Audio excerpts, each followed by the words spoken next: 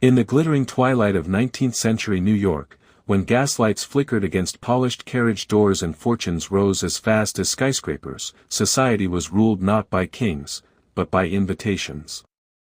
At the center of it all stood Mrs. Caroline Astor, the unquestioned queen of old New York.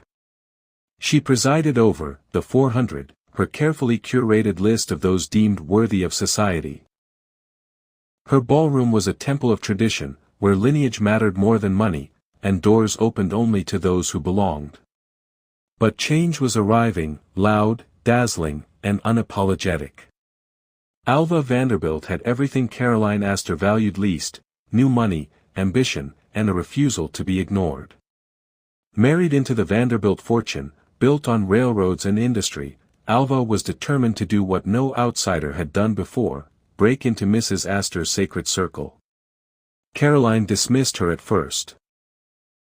"Money cannot buy pedigree," she would say coolly, her fans fluttering like punctuation marks to her judgment. And so, Alva was kept out. No invitation. No acknowledgement. No entry.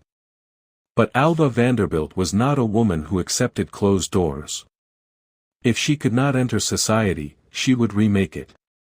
In 1883, she unveiled her masterpiece, a grand masquerade ball at her newly built mansion on Fifth Avenue. It was not merely a party, it was a declaration of war. The invitations were exquisite, the guest list vast, and the spectacle promised to outshine anything New York had ever seen. Yet one name was missing: Caroline Astor's daughter. And that omission carried a message.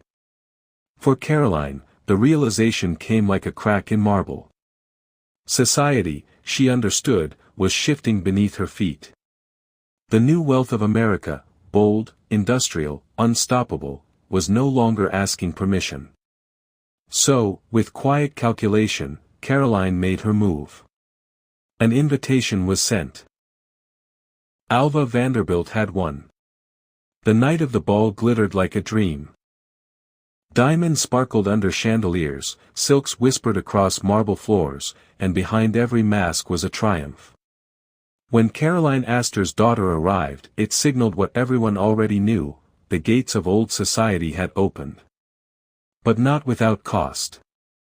From that moment on, New York would never be the same.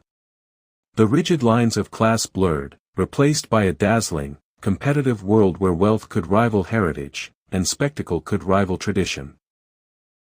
And in the echo of music and laughter, two women had quietly reshaped an era, not with armies or votes, but with power, pride, and the perfect guest list.